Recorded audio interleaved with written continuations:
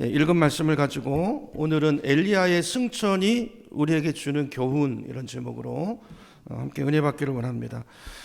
갈멜산에서 영적인 큰 승리를 거둔 다음에 엘리야는 아합의 아내인 그 이세벨의 위협을 피해가지고 브엘세바로 도망갔죠. 이스라엘의 최남단, 유다 제일 밑으로 끝까지 도망갔어요.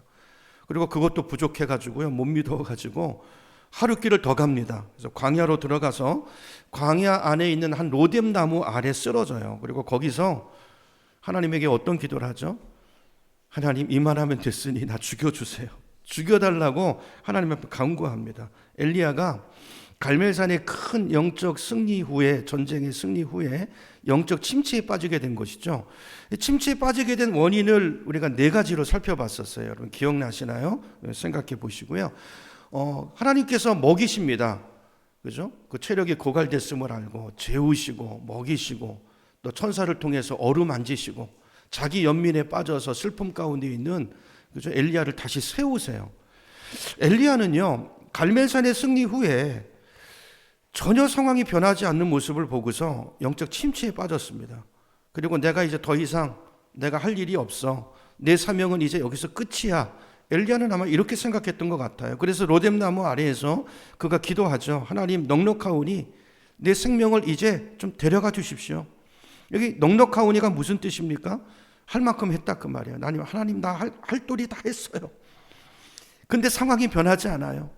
내가 더 이상 내가 할 일이 없을 것 같아요. 차라리 나를 데려가 주세요. 이렇게 하나님께 간구한 것이죠.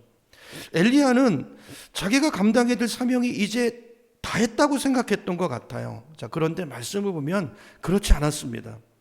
아직도 그에게 남은 사명이 있었어요. 그게 뭘까요?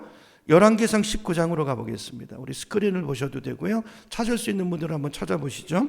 열왕기상입니다. 상 19장 15절로 가서 보시면요, 하나님께서 엘리야에게 호렙산에서 그가 감당해야 될 사명이 뭔가를 이제 말씀하기 시작하시는데요.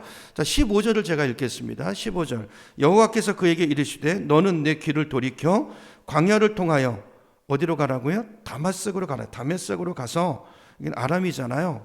가서 하사엘에게 기름을 부어 그로 아람의 왕이 되게 하라 그랬어요. 또 16절에 보니까 그게 끝이 아니고 너는 또 님시의 아들, 이번엔 예후에게 기름을 부어서 그로 어디 왕이 되게 하라고요? 북쪽 이스라엘의 왕이 되게 하고, 또 그것도 끝이 아니에요. 또 아벨무홀 사빗의 아들 엘리사에게 기름을 부어서 너를 대신해서 선지자가 되게 하라라고 이야기합니다.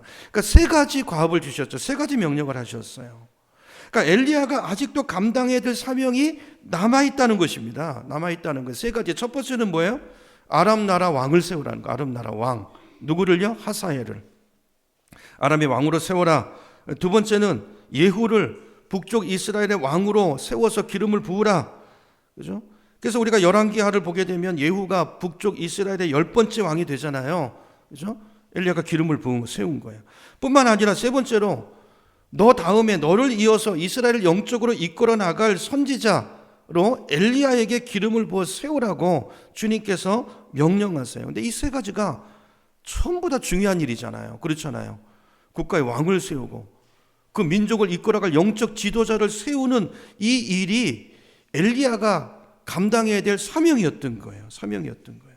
그래서 이 사명을 하나님께서 다시 엘리야에게 일깨워 주시고 엘리야가 그 사명을 다 감당하게 됩니다. 그리고 나서 이제 오늘 우리가 읽은 열왕기하 2장의 본문으로 가보시면 그 일이 끝나고 나서 이제 하나님께서 엘리야를 하늘로 부르시는 장면이에요. 자, 오늘 보면 1절을 다시 볼까요? 여호와께서 회오리 바람으로 엘리야를 하늘로 올리고자 하실 때 그랬어요. 그러니까 엘리야의 삶의 특이점은 죽음이잖아요. 그의 죽음. 엘리야는 죽음을 경험하지 않고 하늘로 올라간 사람이에요. 그죠? 11절로 가보시면, 11절도 보시면 두 사람이 길을 가며, 여기 두 사람은 누구겠습니까? 엘리야와 엘리사죠. 엘리야와 엘리사. 그러니까 두 사람이 길을 가면서 서로 이야기를 하면서 가는데 그때 어떤 일이 일어나요? 불수레와 불말이 두 사람을 갈라놓더라는 거예요. 그리고 회오리 바람을 불어와서 엘리야를 하늘로 끌어올려갔다라는 것이 오늘 이제 본문의 내용입니다.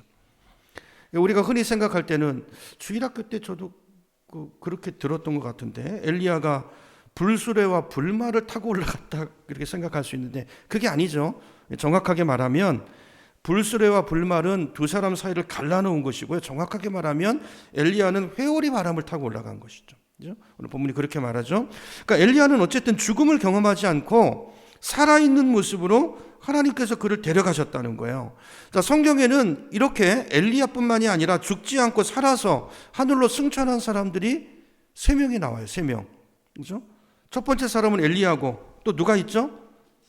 창세기에 보면 에녹이 있죠. 에녹이 있어요. 창세기 5장 24절입니다. 스크린 보세요. 자, 에녹이 하나님과 동행하더니 하나님이 그를 데려가심으로 세상에 있지 아니하더라 그랬어요. 그러니까 구약의 에녹도요. 죽음을 경험하지 않고 하늘나라로 갔던 사람이에요. 그죠? 자, 이 사건에 대해서 히브리서 기자는요. 히브리서 11장 5절에 이렇게 설명합니다. 11장 5절 보시면요. 자, 믿음으로 에녹은 죽음을 보지 않고 어떻게 됐다고요? 옮겨졌다는 표현이 나오죠. 옮겨졌다. 이런 성도가 죽는 것은요, 옮겨지는 것입니다. 이사 가는 거예요. 그 성경이 여러 군데서 말씀하고 있어요. 자, 옮겨졌으니 하나님이 그를 옮기심으로 또 나오죠. 다시 보이지 아니하였느니라. 그는 옮겨지기 전에 하나님을 기쁘시게 하는 자라는 증거를 받았느니라. 자, 여기 말씀을 보면요, 한 구절 속에 옮겨졌다는 표현이 3번 반복해 나옵니다. 굉장히 중요한 메시지가 들어있는 거예요. 여러분, 하나님과 친밀하게 동행하고 하나님을 기쁘시게 하며 살았던 에녹이라는 사람을 하나님께서 그대로 옮겨가셨다는 거예요. 오늘 본문의 엘리야도 마찬가지입니다. 엘리야 역시도 죽음을 경험하지 않고 이 땅에서 하늘로, 그죠? 데려 올라간 그런 사람이 오늘 본문의 엘리야라는 거예요. 이 두 사람 말고 살아서 하늘로 승천한 분이 또 한 분 계시는데 그분이 누구십니까? 누구죠? 예수님. 또 다른 분 얘기하지 마세요. 없어요. 예수님. 그러니까 예수님은 십자가에 죽으셨다가 사흘 만에 부활하신 다음에 40일 동안 제자들과 함께 계시다가 하늘로 승천하십니다. 그 말씀이 사도행전 1장 9절에 기록되어 있어요. 한번 볼까요? 1장 9절. 이 말씀을 마치시고 그들이 보는데, 제자들이 보는 데서 올라가셨다는 거. 올려져 가시니 구름이 그를 가려 보이지 않게 되었더라 그랬어요. 자, 성경에는 이렇게 죽지 않고 살아서 하늘로 승천한 사람들 3명이 나오는데요. 자, 그러면 여기서 질문. 왜 하나님께서 엘리야로 하여금 죽음을 경험하지 않게 하신 걸까요? 왜 그를 그대로 옮겨가신 걸까요? 우린 그 이유를 알 수 없어요. 근데 한 가지 분명한 게 있는데요. 하나님께서 엘리야를 데리고 가신 것은 이 땅에서의 그의 삶의 사명이 다했기 때문이라는 거예요. 그걸 성경이 우리에게 가르쳐주고 있어요. 왜 그를 그렇게 했는지, 왜 엘리야를 그건 우리는 몰라요. 근데 분명한 거는 사명이 끝났기 때문에 하나님 그를 데려가셨다라고 성경이 말하고 있다는 거예요. 아까 서두에 말씀드린 것처럼 엘리야가 로뎀나무 아래에서 하나님께 간구했었잖아요. 뭐라고 간구했었어요? 넉넉하오니 이제 내 생명을 거두어 주세요. 간절히 기도했지만 근데 하나님께서는 그때는 엘리야를 데려가지 않으셨어요. 왜죠? 아직 그에게 사명이 있었기 때문에, 해야 될 일이 남아 있었기 때문이라는 거예요. 우리는 로뎀나무의 그 사건 뒤에 오늘 열왕기하 2장까지 그 사이에 시간적인 갭이 얼마 정도 있었는지 알 수 없습니다. 다시 말해서 엘리야가 그 후에 죽기를 원했는데 그 뒤에 얼마를 더 살다가 하늘로 올려갔는지 우리는 알 수 없어요. 정확한 시간은. 근데 분명한 것은 엘리야는 병이 들었거나 아니면 노환으로 죽은 것이 아니었다라는 거예요. 그죠? 하나님께서 그를 올려가셨는데 하나님께서 그렇게 하신 것은 그가 해야 될 사명을 다 마쳤기 때문이라고 성경이 말씀하고 있어요. 여러분, 구약 시대를 대표하는 두 인물이 있다는 걸 제가 이 엘리야 시리즈 설교하는 중에 제가 말씀드린 적이 있는데요. 구약 시대를 대표하는 두 인물이 누구죠?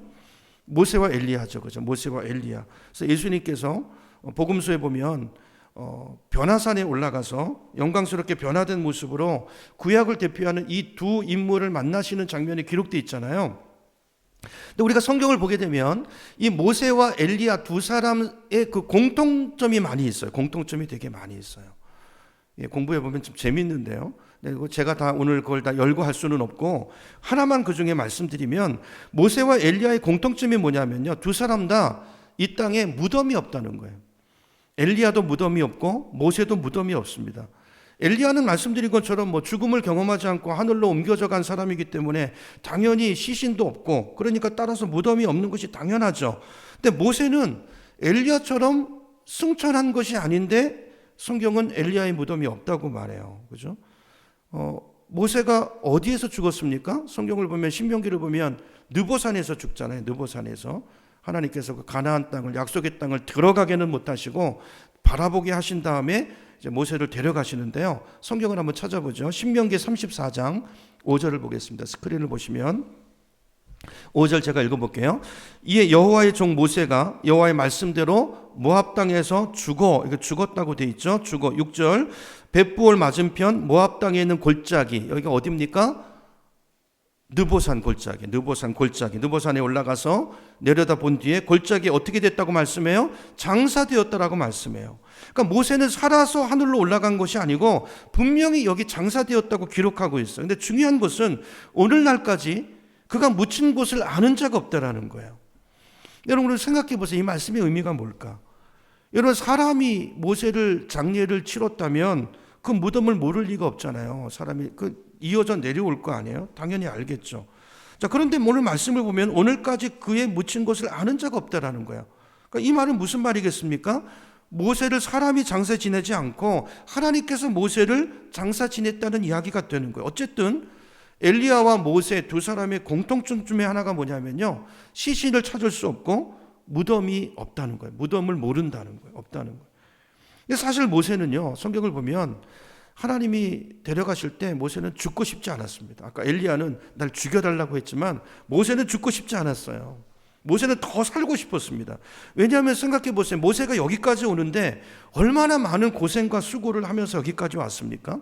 근데 여기까지 인내하면서 왔던 것은 오직 한 가지 소망 때문이었어요. 약속의 땅, 그 가나안 땅에 들어가고 싶은 그 열망, 그 소망이 그 모든 고난을 이기고 여기까지 오게 한 모세의 힘이었고 원동력이었어요. 자, 그런데 지금 그 앞에 다 왔어요. 가나안 땅이 코앞에, 눈앞에 있어요. 자, 그런데 여기서 죽고 싶을까요? 죽고 싶지 않죠. 가나안 땅에 들어가고 싶죠.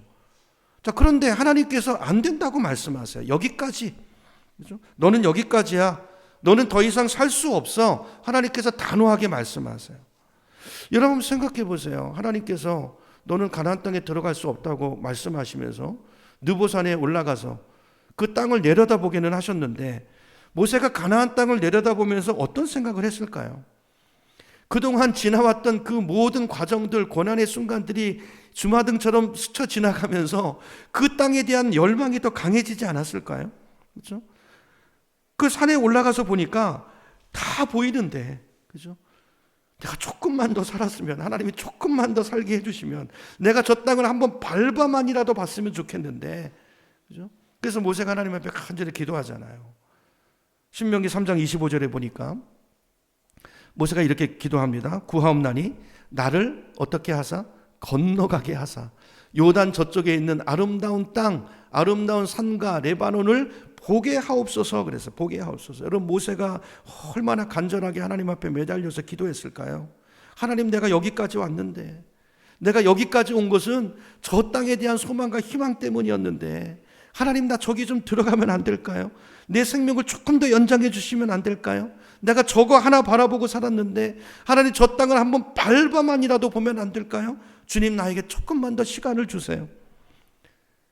모세가 기도했어요. 여러분, 안타깝지 않나요? 여러분, 모세의 인생을 보면요, 모세는 자기를 위해서 기도한 적이 거의 없어요. 그는 항상 이스라엘 백성들을 위해서 중보하고 엎드려서 기도했던 사람이고요. 하나님은 그래서 그 마음을, 중심을 보시고 그의 기도를 늘 신실하게 응답해 주셨단 말이에요. 자, 그런데 지금 모세가 어떻게 보면 처음 기록된 말씀으로는 처음 이렇게 하나님 앞에 간절히 자기를 위해서 기도하는데 하나님은요, 단호하게 그 기도를 거절하세요. No, 안 돼. 26절에 보니까, 다음 절 보여주세요. 이렇게 말합니다. 내게 이르시기를 그만해도 족하니, 하반절에 보세요. 그만해도 족하니 이 일로 다시 내게 말하지 말라 그랬어요. 와, 하나님이 너무 차갑고 냉정하신 거 아니에요? 그만해도 족하니 다시는 너 그 얘기 꺼내지도 마. 못을 박아버리십니다. 여러분, 이유가 뭘까요? 왜 하나님께서 모세에게 가나안 땅을 허락하지 않으신 걸까요? 우리가 아는 표면적인 이유가 있죠. 우리 구약 성경 공부하면서 봤잖아요. 가데스 바네아에서 있었던 그 사건 기억나시나요? 여러분 그때는 40년 광야 생활이 거의 끝날 때쯤입니다. 근데 거기 갔는데요. 마실 물이 없어요. 그러니까 백성들이 어떻게 하죠? 늘 하던 습관대로 모세를 향해서 막 들고 일어나요. 원망하고 불평하고. 그래서 모세가 어떻게 합니까? 그랬더니 하나님이 답을 주셨어요. 하나님이 말씀을 주셨잖아요. 한 반석을 가리키시면서 그 반석에게 명하여 물을 내라. 물을 내서 백성들에게 마시오라 말씀하시죠. 근데 모세가 그 말씀을 듣고 어떻게 합니까? 어떻게 하죠? 하나님은 명하여라고 했는데 이스라엘 백성들이 하도 원망하고 모세한테 대드니까 아마 모세가 열불이 났던 것 같아요. 그죠? 그래서 모세는 명하라고 하셨는데 그게 아니고 본때를 보이는 식으로 혈기가 나가지고 반석을 내리칩니다. 내리쳐요. 그래서 그 일로 인해서 하나님께서 모세와 아론에게 말씀하세요. 너희가 이 일로 가나안 땅에 들어갈 수 없다고 말씀하십니다. 자, 그렇지만 저는 이것은 표면적인 이유였다고 생각해요. 이것도 이유이지만, 기록된 이유이지만, 모세가 가나안 땅을 밟지 못했던 진짜 이유는 오늘 본문의 문맥 속에서 보면요, 그의 사명이 다했기 때문이라는 거예요. 단순히 그 문제 때문이 아니라 모세의 사명이, 모세를 향한 하나님의 계획이 여기까지인 거예요. 여기까지. 하나님의 구속사적인 경륜 속에서 여러분 우리 인생도 마찬가지입니다. 우리에게 맡겨주신 일들이 있어요. 여러분 우리가 살아있는 것은 그 사명 때문인 줄로 믿으시기 바랍니다. 그러니까 모세의 역할은 여기까지였다는 거예요. 하나님 보실 때 하나님의 계획, 그 다음 요단강을 건너서 백성을 이끌고 가나안 정복 전쟁을 치러야 될 사람은 모세 후에 후계자로 세워지는 여호수아의 사명이었던 거예요. 여기까지. 이렇게 말할 수 있는 근거는요, 하나님께서 오래전부터 모세의 후계자를 준비시켜 놓으셨던 것이 성경에 기록되어 있어요. 그가 누굽니까? 여호수아잖아요. 여호수아. 가나안 땅 점령은 너의 사명이 아니고 너는 여기까지. 여호수아의 사명이야. 그죠? 여러분 그래서 모세도 역시 엘리야랑 마찬가지로 병이 들어서 모세가 죽었거나 노환으로 죽은 것이 아닙니다. 모세는 여전히 건강했어요. 근데 하나님께서 그를 데려가셨습니다. 신명기 44장 7절을 볼까요? 신명기 34장 7절 스크린 보시면 모세가 죽을 때 나이가 몇이었다고요? 120세였는데 그의 눈이 어떻게 해요? 흐리지 아니하였고 기력이 쇠하지 아니하였더라 그랬어요. 무슨 말입니까? 건강상으로 보면요, 모세는 충분히 더 살 수 있는 건강 상태예요. 얼마든지 자기가 원하는 대로 어떻게 보면 이스라엘 백성을 이끌고 가나안 정복 전쟁도 치러낼 수 있을 만큼 건강한 상태. 근데 하나님께서 여기까지 하신 거예요. 여기까지. 왜요? 그의 사명이 끝났기 때문에. 하나님께서 정해 놓으신 날이 다 되었기 때문에. 이런 엘리야도 마찬가지입니다. 근데 엘리야의 경우는 반대죠. 반대. 엘리야는 더 살게 해달라고 간구한 게 아니라 죽게 해달라고 간구했어요. 죽게 해달라고. 하나님 이만하면 됐습니다. 나 더 이상 못합니다. 넉넉하오니 내 생명을 이제 데려가 주세요. 나 천국 가고 싶어요. 근데 하나님은요, 엘리야의 생명을 거두어 가지 않으세요. 왜죠? 같은 이유예요. 아직 그에게 사명이 남아있기 때문이라는 것입니다. 그만하면 됐다고 엘리야는 말하는데 하나님은 아니에요. 아니다, 너 할 일 아직 다 안 했어. 넉넉하긴 뭐가 넉넉하니? 너 할 일 있어. 그를 살려주신 거예요. 그리고 그가 어떤 사명을 앞으로 감당해야 될지에 대해서 명확한 지침을 주시죠. 아까 말했던 세 가지. 그렇죠? 그리고 그가 감당해야 될 사명을 다 마쳤을 때 그때 하나님께서 그를 데려가신 것을 오늘 성경이 기록하고 있는 거예요. 그러니까 모세와 마찬가지로 엘리야도요, 병으로 죽거나 노환으로 죽은 것이 아닙니다. 건강한 모습으로 하나님께 들려 올라간 거예요. 여러분 그러면 오늘 말씀을 통해서 하나님 우리에게 뭘 얘기하고 싶으신 걸까요? 우리가 이 말씀을 통해서 깨달아야 될 영적인 진리가 뭘까요? 여러분 내가 살고 죽는 것은 전적으로 어디에 달려있는 것입니까? 하나님의 주권에 있다는 거예요. 그죠? 내 생명은 내가 정할 수 있는 거 아니라는 것입니다. 내가 더 오래 살고 싶다고 해서 오래 사라지는 게 아니고 일찍 죽고 싶다고 해서 일찍 죽어지는 거 아니라는 거예요. 하나님의 주권 아래에 있어요. 우리의 시작과 끝이 주님 손 안에 있단 말이에요. 이걸 우리가 분명히 인식하고 살아야 된다는 거예요. 내 생명의 주인이 내가 아니고 누구시다? 하나님이시다. 내 인생을 이 땅에 있게 하시고 또 데려가시는 분도 하나님이시다. 신명기 32장 39절을 보시면 저기 뭐라고 되어 있습니까? 나 외에는 신이 없도다. 나는 죽이기도 하며 어떻게 하기도 하며 살리기도 하며 상하기도 하고 낫게도 하나니 내 손에서 능히 빼앗을 자가 없도다. 너의 주인이 누구라는 거야? 나다. 그러면 나다. 내가 하나님이다. 내가 주인이다. 그 말이죠. 내가 주인이다. 여러분, 우리가 살고 죽는 것 하나님 손에 달려있음을 믿으시기 바랍니다. 그게 굉장히 중요한 아주 기초적인 신앙. 전도서 3장 1절에도 보면요, 성경이 이렇게 말해요. 범사에 기한이 있고 천하 만사가 다 때가 있어요. 다. 모든 게 다 그래요. 2절에 보니까 날 때가 있고 죽을 때가 있고 3절에 보니까 죽일 때가 있고 치료할 때가 있고. 여러분, 암에 걸렸다고 다 죽는 거 아니에요. 그죠? 죽일 때가 있고 치료할 때가 있어. 하나님 손에 달려 있다고 성경 분명히 말씀하고 있어. 그죠? 근데 중요한 것, 그 때를 누가 정하시냐는 말이에요. 누가 정하죠? 11절. 전도서 3장 11절 보여주세요. 자, 하나님이 모든 것을 지으시되 때를 따라 아름답게 하셨다. 누가요? 하나님이. 주어가 하나님이에요. 하나님이. 밑으로 가보시면 그러나 하나님이 하시는 일의 시종을 사람은 알아요, 몰라요? 모른다는 거예요. 측량할 수 없게 하셨다는 거예요. 여러분, 우리가 정할 수 있는 것 아닙니다. 다 하나님이 정하시는 거예요. 내가 태어난 것도, 내가 영천 땅에 와 있는 것도. 이게 신비예요, 신비.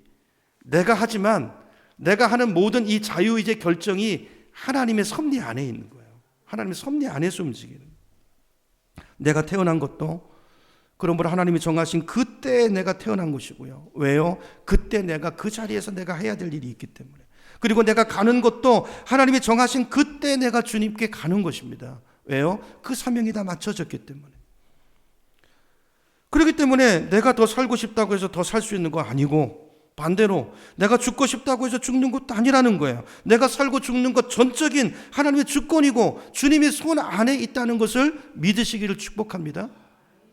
이걸 기억하고 인생을 살아야 돼요. 사는 것도 주의 뜻 안에, 죽는 것도 주의 뜻 안에. 나의 모든 인생의 모든 목표와 모든 삶의 이유가 하나님과의 관계 속에서 바르게 설정되고 바르게 우리가 인도되어져 가야 된다는 거예요. 분명한 것은 이 땅에서 내 역할이 다 할 때, 그때가 언제인지 우리는 몰라요. 아까 측량할 수 없게 하셨다고 하셨잖아요. 몰라요. 그렇지만 하나님께 우리를 하늘의 집으로, 그 영원한 집으로 부르실 때가 있을 거예요. 언젠가 그것을 오라고 하실 때가 있다는 거예요. 정해놓으신 시간이 있다는 거예요. 나에게 맡겨주신 사명이 있다는 거예요. 여러분, 우리가 이 땅에 태어난 것이 사고나 우연으로 된 일이 아닌 것처럼 우리가 죽는 것 또한 마찬가지인 것입니다. 하나님의 때가 다 했기 때문에 주님께로 가는 것이라는 거예요. 그렇기 때문에 우리가 사고나 어떤 병 때문에 죽는 거 아니고요. 인간은 하나님의 때가 되었기 때문에 죽는 거예요. 그 사고조차도. 그렇죠? 그래서 우리가 더 살고 싶다고 더 살 수 있는 것도 아니고 빨리 죽고 싶다고 죽을 수 있는 것도 아니라는 거예요. 오늘 엘리야의 그 로뎀나무 아래 기도와 모세의 기도를 통해서 하나님께서 우리에게 분명히 말씀하고 있는 것입니다. 우리에게도 하나님이 그럴 수 있어요. 여기까지 하시면 우리는 이 땅의 삶을 접고 하늘로 가는 거예요. 여러분, 이 땅에 미련이 있으세요? 미련이 있으세요? 아니, 하나님의 사명 때문에 있는 거예요. 자식 걱정하지 마세요. 하나님이 주인이십니다. 그 자식을 위해서 내가 뭔가 할 일이 있으면 나를 살려두실 거예요. 하실 거예요. 그렇지만 하나님이 다른 일을 통해서 하실 계획이 있으면 우리를 불러가시는 것입니다. 그죠? 그리고 또 하나님의 주권으로, 하나님의 놀라운 능력으로 하나님의 일들을 이루어 가신다는 거예요. 그래서 우리가 이 죽음에 대한 이 관점을 가져야 돼요. 그러므로 우리 믿는 자에게 죽음은요, 이 땅에서 하늘로, 아까 창세기 5장 24절에 뭐라고요? 어떻게 하는 거라고요? 옮겨가는 거라고. 옮겨지는 거라고. 이사가는 거란 말이에요. 이사가는. 김태성 권사님 오늘 못 오셨네요. 권사님 댁에 신방 가서 그 얘기 했어요. 그 얘기. 권사님 일리 이사 오셨는데, 이사 오시니까 전에 집보다 좋아요, 나빠요? 권사님 한 번 더 이사 가셔야 돼요. 너무 많이 이렇게 하고 사시지 말라고. 이사 가는 것입니다. 근데 이사 가는데 훨씬 좋은 곳으로 이사 가는 거예요. 할렐루야. 훨씬 비교할 수 없는 곳입니다. 여러분 생각해 보세요. 방 한 칸에 6식구가 살다가 방 3칸짜리만 되는 데로 한번 가보세요. 얼마나 좋아요. 여러분 그런 경험이 있으시죠? 근데 천국 가는 거는요, 그런 것과 비교가 안 돼요. 비교가. 이 땅의 장막집을 벗어버리고 주님이 예비하시는 하늘 장막으로 이사 가는 거예요. 우리 몸도 이 몸이 아닙니다. 병들고 썩어지고 부서지는 이런 몸이 아니고 연약한 몸이 아니고 하나님이 새 몸을 주신단 말이에요. 그죠? 새 몸을 주신단 말이에요. 그렇기 때문에 우리 믿는 자들에게 있어서 죽음이라고 하는 것은요, 결코 두려움이나 저주가 아니고요. 우리들에게 죽음은요, 하나님의 축복이고 하나님의 선물인 줄로 믿습니다. 이제 사명을 다하고 부르시고 좋은 집을 주시고 상급을 주시고 평강을 주시고 축복을 주시기 위한 부르심이라는 거예요. 야, 이제 너 애썼어. 이제 이사와. 이제 돌아와. 그 이야기예요. 여러분, 이게 우리 믿는 자들이 가져야 될 죽음에 대한 성경적인 가치관인 줄로 믿습니다. 크리스찬 작가 중에 헨리 나우엔이라는 분이 계세요. 여러분 많이들 아실 텐데요. 이분이 참 좋은 책들을 많이 쓰셨는데요. 그분의 책 중에 죽음에 대한 책들이 많아요. 그 중에 가장 유명한 책이 이제 죽음 가장 큰 선물, 이런 제목으로 번역된 책이 있는데요. 그 책을 보면 이제 죽음에 대해서 우리에게 굉장히 많은 죽음에 대한 깊은 인사이트들을 주는 내용들이 많아요. 그 책을 보면 헨리 나우엔이 죽음에 대해서 그가 깨달은 내용들을 이제 5가지로 잘 정리해 놓은 내용이 있는데요. 우리가 묵상해 볼 만한 좋은 글들이라 제가 한번 여러분에게 소개해 드리려고 해요. 5가지를 얘기하는데요. 죽음에 대해서. 첫 번째로 헨리 나우엔은 죽음은 두려움의 대상이 아닙니다. 이렇게 분명히 이야기해요. 두려움의 대상이 아니라는 거예요. 언젠간 우리가 다 죽음 앞에 서게 될 거예요. 자, 그런데 이 땅에서의 삶이 전부라고 생각하는 자들에게 죽음은 두려움이고 절망이에요. 모르니까. 어떤 일이 있을지 모르니까. 근데 본능적인 공포가 있어요. 죽음에 대한 두려움이 있어요. 그래서 여러분, 믿지 않는 사람들 죽을 때 보세요. 저는 그런 분들 임종 예배도 드려봤는데요. 몸부림칩니다. 몸부림쳐요. 안 끌려가려고. 뭐 시커먼 게 와서 자기를 잡아가려고 한다고. 두려움이에요. 두려움. 절망이에요. 안 죽으려고 몸부림을 쳐요. 그래서 장의사들 얘기 들어보세요. 그런 분들은 시신 자체가 다르대. 딱딱해가지고. 그런데 우리 믿는 하나님의 자녀들에게 있어서 죽음은요, 영생에 들어가는 것이기 때문에 축복이라는 거예요. 축복. 마귀가 아니라 하늘의 천사가 데려와서 그를 영접해서 데려가는, 기쁨으로 올라가는. 여러분, 죽음은 영생으로 들어가는, 하나님의 나라로 들어가는 관문인 줄로 믿으시기 바랍니다. 두려움의 대상이 아니라는 거예요. 우리한테는요. 아멘이십니까? 근데 이게 죽음은 아멘이 잘 안 되죠. 일단은 뭐 천국은 그렇다 손 쳐도 일단은 오래 살고 싶어. 우리 나이든. 그죠? 근데 죽음은 두려움의 대상이 아니라.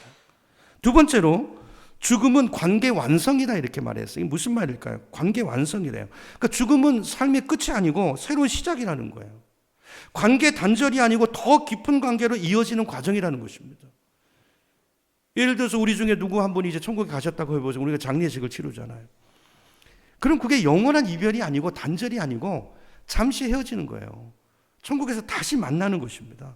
근데 거기 가면 여기서 만났던, 여기서 가졌던 우리의 교제, 사랑의 관계가 그 땅에 가면은요, 더 완전해지고 더 깊은, 더 친밀한 사랑의 관계로 완성되어진다는 거예요. 죽음을 통해서 그런 나라로 우리가 진입한다는 거예요.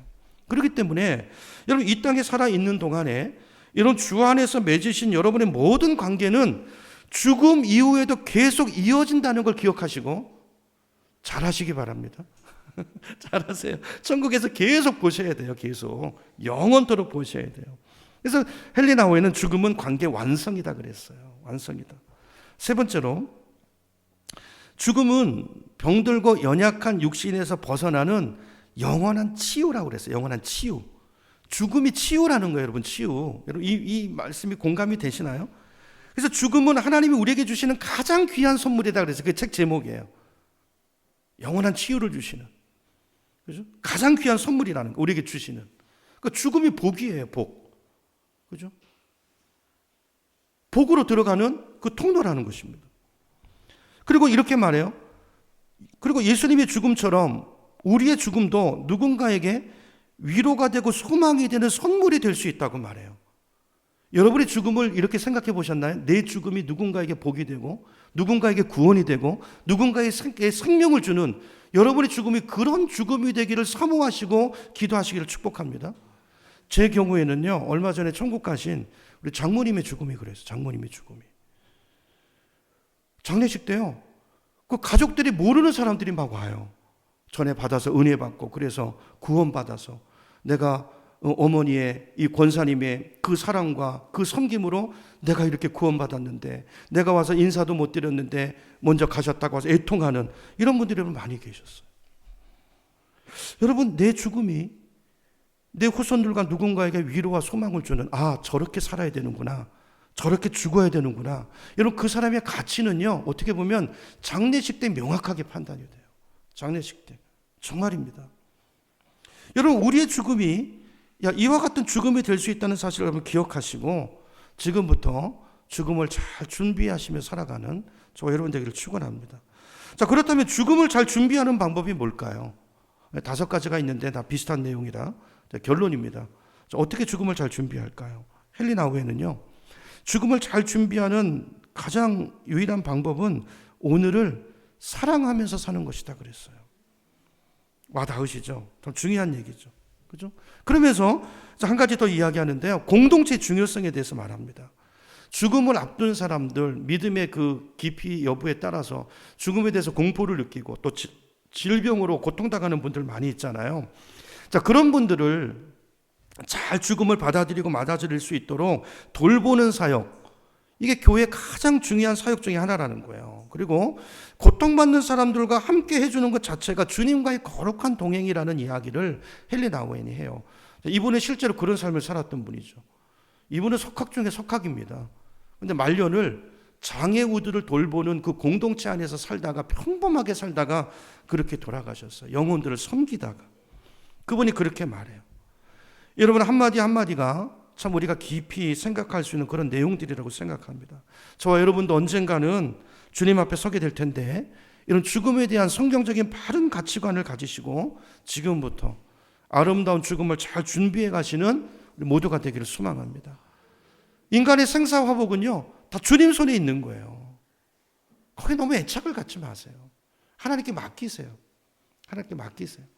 여러분, 해야 될 일이 있지만 하루 일과를 마치고 자야 될 시간에 자는 것도 믿음이라고 그랬잖아요. 그렇죠? 그것도 믿음입니다. 그것처럼 다 맡기고 주님 부르실 때 가는 것도 믿음이에요. 믿음. 하나님이 정하신 시간이 되면요, 주님이 우리를 부르실 것입니다. 자, 그러면 우리는 그때 어떻게 하는 것이죠? 우리 예수 믿는 사람들은 이사 가는 거예요. 옮겨가는 거예요. 여기서 눈을 감고 거기서 눈을 뜨는 것입니다.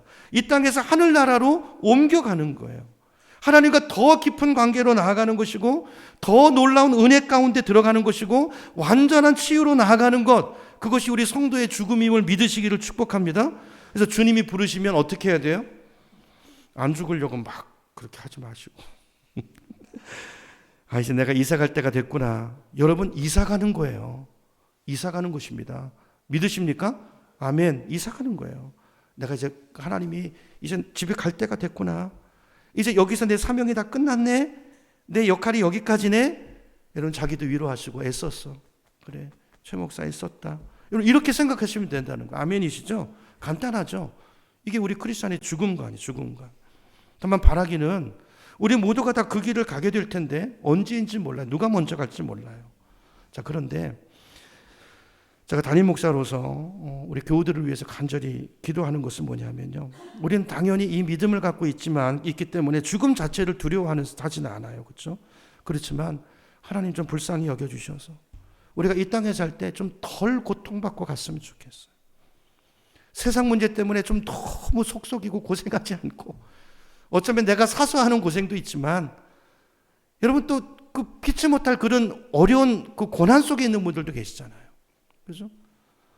여러분, 우리 그 기도했으면 좋겠어요. 하나님, 너무 고생하지 않고 주님 오라고 부르실 때 기쁨으로 주를 맞이하고, 그죠? 믿음으로 올라갈 수 있는 우리의 삶이 되기를 원합니다.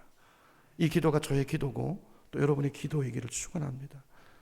여러분, 아무쪼록 건강하시기를 축복하고요. 건강하시기 바랍니다. 왜 아멘이 없으세요? 건강하게 하나님 부르실 때 믿음으로 아름다운 뒷모습을 남기고 누군가에게 메시지가 되고 의미가 되는 그런 죽음을 준비하시고, 그죠? 그렇게 주님 만나시는 우리가 됐으면 좋겠어요. 마지막 성경 몇 구절 보고 마칠 텐데요. 야고보서 4장 14절입니다. 야고보 4장 14절 같이 읽어볼까요? 시작. 내일 일을 너희가 알지 못하는도다. 너희 생명이 무엇이냐? 너희는 잠깐 보이다가 없어지는 안개니라 그랬어요. 안개 같은 게 우리 인생이라는 거예요. 그렇죠? 모세는 우리 자기 인생이 얼마나 빨리 가는지 신속히 가니 우리가 날아가나이다 그랬어요. 날아간다. 여러분 이런 느낌 가지시죠? 제가 요즘 그런 것 같아요. 날아가는 것 같아요. 어제가 월요일이었는데 눈 한번 감았다 뜨면 또 주일이에요. 또 주일. 아유 정말 빨리 가는 것 같아요. 시편 39편 5절에 보니까 시인이 이렇게 말합니다. 주께서 나의 날을 얼만큼 되게 하셨다고요? 한 뼘. 요만큼. 그죠? 요 정도밖에 안 된다는 거예요. 우리 인생이라는 게. 그죠? 잠깐 있다 없어지는 안개 같은 것이 인생이고 한 뼘 같은 것이 길이만한 것이 우리 인생이고 저는 정말 어떨 때 보면 제 나이를 보고 깜짝깜짝 놀래요. 실감이 전혀 가지가 않아요. 내가 언제 벌써 이 나이가 됐나. 근데 나이가 1년 1년 갈수록 더 빨리 가는 것 같아요. 시간이. 여러분도 그러시죠? 오늘 이 말씀 기억하시고 중요한 것은 이렇게 빠르게 가는 시간 속에서 내가 어떻게 남은 인생을 마무리해야 될지 남은 인생 어떻게 살아야 될지 주의해야 된다는 거예요. 에베소서 5장 15절인데요. 한번 보고 마무리하겠습니다. 15절 16절 두 절 우리 같이 읽습니다. 시작. 그런즉 너희가 어떻게 행할지를 자세히 주의하여 지혜 없는 자 같이 하지 말고 오직 지혜 있는 자 같이 하여 세월을 어떻게 해요? 아끼라. 때가 악하니라 그랬어요. 여기 때가 악하다는 것은 종말론적인 표현입니다. 주님 오실 날이 가까웠다는 거예요. 그러니까 우주적인 종말도 가까워 오고 우리 개인의 종말도 점점 가까워지고 있다는 거예요. 그러므로 세월을 아끼래요. 아끼래. 여기 아낀다는 것은 뭡니까? 낭비하지 말라는 거, 허비하지 말라는 거예요. 그 기회를 소중하게 붙잡으라는 거예요. 여러분 오늘 하루를 살아도 주 안에서 의미 있고 가치 있는 삶을 사는 여러분 되기를 축원합니다. 그러기 위해서 사도 바울은요. 어떻게 해갈지를 항상 자세히 주의하여 생각하고 살라는 거예요. 자세히 주의하고. 여러분 그럼 어떻게 사는 것이 가치 있는 인생입니까? 생각하고 살라고 했으니까 우리 좀 생각해 보자고요. 어떻게 살아야 가치 있는 인생이에요? 여러분 하나님을 믿는 우리에게 있어서 가치 있는 삶은 다른 것이 아닙니다. 하루를 위해서 그리스도를 위해 사는 것인 줄로 믿습니다. 그게 사도 바울의 고백이었어요. 저 에베소서를 쓴 사도 바울이 빌립보서에서 이렇게 말합니다. 이는 내게 사는 것이 그리스도니 그랬어요. 내 안에 사는 것이 그리스도라는 거예요. 여러분 실제로 바울의 삶을 보면 그가 다메섹 도상에서 부활의 주님을 만난 뒤에 그 인생이 완전히 달라집니다. 그의 삶의 유일한 이유와 목적은 오직 그리스도였어요. 그리스도를 사랑하고 그분을 섬기고 그분을 높이고 그분을 존귀하게 여기고 그분을 증거하는 것. 그게 그의 삶의 전부였습니다. 그게 삶의 이유였다는 거예요. 그래서 그는 그 일을 위해서 심지어 자기 생명조차도 조금도 아깝게 여기지 않는다고 그는 고백했어요. 여러분 사도 바울만이 아니라 예수를 믿고 그 놀라운 사랑으로 구원받아서 하나님의 자녀가 된 저와 여러분 역시도 우리 삶의 이유 역시도 오직 그리스도가 되어야 하지 않을까요? 그것이 가장 아름다운 삶이라는 거예요. 그렇죠? 이거 기억하고 살았으면 좋겠어요. 이런 남은 인생 주를 위해서 사세요. 주를 위해서. 이것만 남고 이것만 영원한 거예요. 그리고 한 가지 더. 우리 삶은 끝이 있다는 걸 기억하시고 끝이 있는 인생을 사는 우리에게 있어서 가장 중요한 것은요. 지금 사랑하는 거예요. 그죠? 끝이 있는데 언제 끝날지 몰라요. 그래서 여러분의 마지막을 모든 관계를 사랑의 관계로 끝맺을 수 있도록 여러분 오늘 사랑하는 일을 내일로 미루지 마시라는 거예요. 그죠? 이게 성경의 교훈이에요. 베드로전서 4장 7절 8절 한 번 더 봅니다. 베드로전서 4장 7절 8절 제가 읽을게요. 만물의 마지막이 가까웠으니 무엇보다도 뜨겁게 서로 사랑할지니 사랑은 허다한 죄를 덮느니라 그랬어요. 이게 만물의 마지막이 가까웠다는 것을 우리 개인으로 적용해 보면 죽을 날이 가까워온다는 거예요. 그렇죠? 주님 오실 날이 만날 날이 가까워졌다는 거예요. 자, 이런 사람들이 가장 우선적으로 해야 될 일은 사랑이라는 거예요. 뜨겁게 사랑하라. 이것이 죽음을 준비하는 성도의 자세라는 것입니다. 아까 헨리 나우엔도 똑같은 말을 했잖아요. 죽음을 가장 잘 준비하는 게 뭐라고요? 오늘을 지금 사랑하며 살아가는 거라고요. 지금. 여러분 우리가 마지막 숨을 거두는 그 순간에 우리가 인생을 돌아보면서 후회를 하게 된다면 어떤 후회를 할까요? 내가 그때 돈을 좀 더 벌었어야 되는데 거기 주식 투자했어야 되는데 그런 후회할까요? 저는 그런 후회하는 사람 한 명도 못 봤어요. 내가 좀 더 큰 집에 살았어야 되는데 내가 좀 더 유명해졌어야 되는데 내가 좀 더 놀았어야 되는데 그런 후회할까요? 아마 그런 사람 아무도 없을 것입니다. 우리가 죽음 앞에 섰을 때 후회할 것이 있다면 그것은 내가 나에게 주신 영혼들을 충분히 사랑하지 못한 거 아닐까요?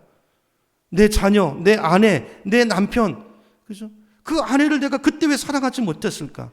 여러분, 그렇기 때문에 우리가 죽음 앞에서 후회하지 않으려면 오늘 사랑해야 합니다. 오늘. 그죠? 주님께서 우리를 언제 불러가실지 몰라요. 언제. 제가 작년이죠. 벌써 작년 1년이죠. 1월 달에 병원에 입원하고 나와가지고 제가 저기들이 있어요. 일기 같은 어떤 그런 글들이 있는데요. 나중에 이제 제가 가면은 뭐 아내나 자녀들이 보겠죠. 그죠? 글들이 있어요. 언제 불러가실지 몰라요. 정해진 시간이 언제인지 몰라요. 그러므로 지금 사랑해야 돼요. 그때 제가 너무 아찔하더라고요. 내가 지금 죽었으면 어떻게 됐을까?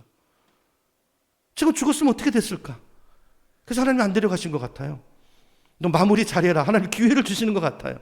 아까 세월을 아끼라고 그랬잖아요. 그 기회를 잡으라는 기회를. 여러분, 사랑하는 걸 뒤로 내일로 미루지 마시기 바랍니다. 오늘 사랑하세요. 오늘 용서하셔야 됩니다. 저 뜨겁게 사랑하라고 되어 있는데 어떻게 하는 게 뜨겁게 사랑하는 것입니까? 8절에 무엇보다도 사랑하는데 뜨겁게 서로 사랑하래요. 그 뒤에 뜨겁게 사랑하는 게 뭔가를 말해요. 사랑은 허다한 죄를 덮는 거래요. 여러분, 예수님이 우리 죄를 덮으셨잖아요. 그죠? 예수님이 3번이나 주님을 부인했던 베드로를 덮으시잖아요. 용서하시고. 그게 뜨겁게 사랑하는 거예요, 여러분. 남은 인생 우리가 이렇게 용서하고, 그죠? 화해하고, 오늘 끌어안아 주시고, 오늘 용서하시고, 오늘 손을 잡아주시길 축복합니다. 하루하루를 이렇게 마무리하시기를 축복합니다. 이것이 마지막을 준비하는 자들의 가장 지혜로운 모습이라는 거예요. 2가지. 복잡하지 않아요. 그리스도를 위해 사세요.